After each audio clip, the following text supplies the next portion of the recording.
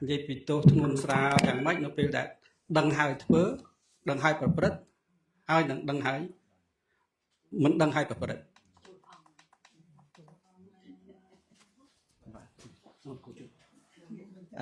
đăng hai thơ nâng đăng hai mình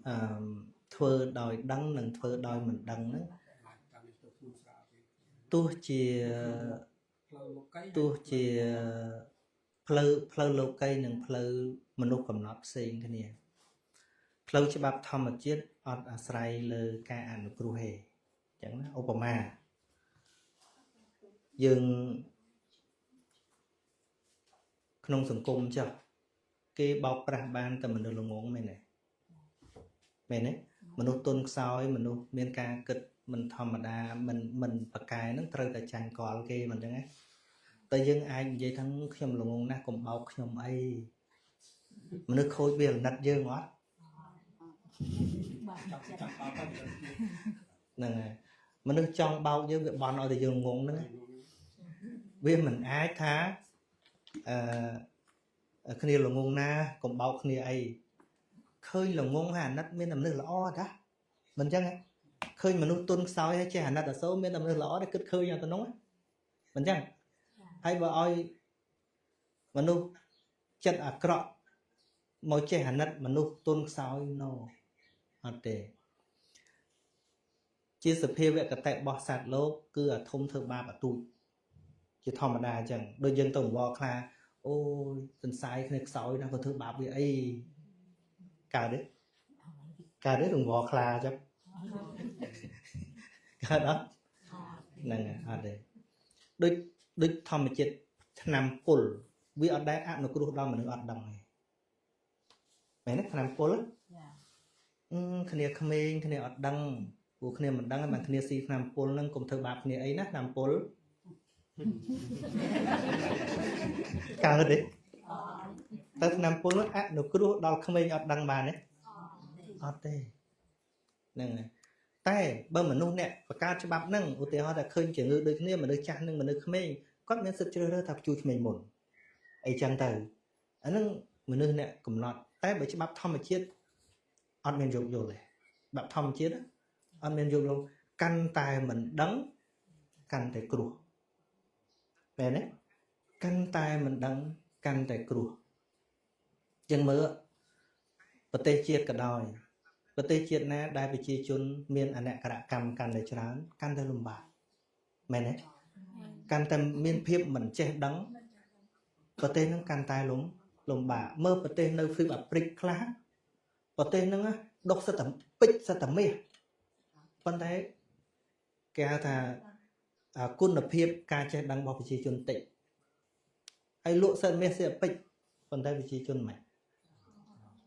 ហ្នឹងប្រជាជនល្ងងចឹងកុំធ្វើបាបគ្នាគេបន់ឲ្យល្ងងហ្នឹងតាមែនអត់ហ្នឹងហើយ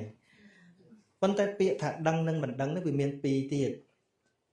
បើដឹងប៉ុន្តែមិនប្រមាទប្រមាណទេដោយសារស្ថានភាពឧបមាថាដឹងចេះដឹងដែរស្ដាប់លោកបងនិយាយថាសម្រាប់សត្វហ្នឹងវាមានទោសប៉ុន្តែកត្តាជីវភាពវាជំរុញអញ្ចឹងណាជំរុញដូចថាត្រូវចិញ្ចឹមកូនត្រូវអីចឹងគាត់មិនមែនសប្បាយចិត្តនឹងធ្វើនឹងហ្មងទេបើមានអីផ្សេងក៏គាត់ដូរដែរគាត់រៀបតែដូរទេប៉ុន្តែវាដូរវាមិនតាន់កើត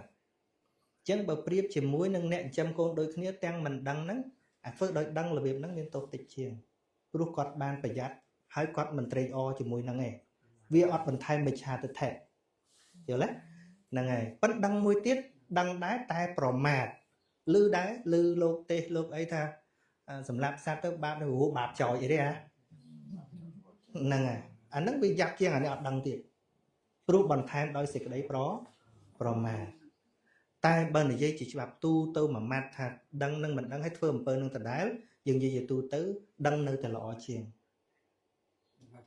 បាទដឹងនៅតែល្អជាងអញ្ចឹងបានព្រះអ្នកកសេនត្រូវបានប្របាទមេលិនសួរថាអ្នកដែលធ្វើបាបដោយដឹងថាបាប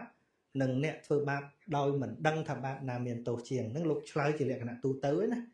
បើហែកដូចខ្ញុំនិយាយមិញអញ្ចឹងតែយើងនិយាយជាលក្ខណៈទូទៅថា ឧបមាថាត្រូវចាប់ដៃក្តៅទាំងអស់គ្នាមួយចាប់ដៃក្តៅទាំងមិនដឹងថាក្តៅមួយទៀតតម្រូវឲ្យចាប់ដែរតែដឹងតើណាគ្រោះថ្នាក់ជាងលោកអើយហ្នឹងហើយបាទដឹងនៅតែល្អជាងខ្ញុំឧបមាដូចជាអ្នកបួសចាស់អ្នកបួសខ្លះលោកបួសមកមិនគោរពធម៌វិន័យព្រោះតែលោកអត់ដឹងអញ្ចឹងអ្នកខ្លះទៀតដឹងតែលោកអត់គោរពប៉ុន្តែមានឱកាសថ្ងៃណាមួយលោកចង់គោរពដូរបន្តិចលោកចេះស្រាប់ល្អបដ អញ្ចឹងតែបើសិនជាអត់រៀនសោះចង់មកគោរពកុំដឹងគោរពរឿងអីឃើញទេដឹងនៅតែល្អជាងព្រោះអាគណៈទេដឹងណារៀនពាក្យរបស់អ្នកប្រាជ្ញទោះបីរៀនប្រមាថនៅមានក៏ដោយប៉ុន្តែរៀនពេលដល់អ្នកប្រាជ្ញជាចង្អុលអានេះទោសអានេះកុសលនេះអាដឹងបន្តិចម្ដងហ្នឹងវាមកបញ្ញាក់យូរទៅកែមកឧបមាដូចជានៅភូមិអញ្ចឹងមានវត្តមួយគេហៅថាវត្តឥតព្រួយហើយអ្នកដែលត្រួតត្រងវិន័យមែនទែនចេញពីវត្តហ្នឹងច្រើនណាស់វត្តឥតព្រួយហ្នឹងគេអត់សូវគោរពធម៌វិន័យអីទេគេឲ្យគោរពតគោលការណ៍ធំដូចបរាជិក4សង្ឃេតិសេ13ហ្នឹងអាបាត់តូចតាចដើរតតបាល់លេងបិណ្ឌបាតឯណាទៅមើលទូរទស្សន៍គេអត់ខ្វល់អញ្ចឹងបានគេដាក់ថាវត្តឥតព្រួយ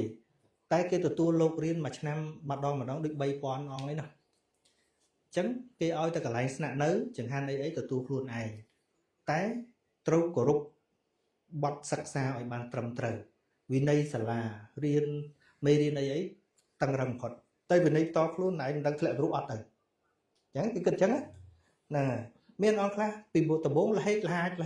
នដឹងស្អីហ្នឹងប៉ុន្តែរៀនយកចិត្តទុកដាក់ធម៌វិន័យមែនទេចុងក្រោយលោកជ្រះថ្លា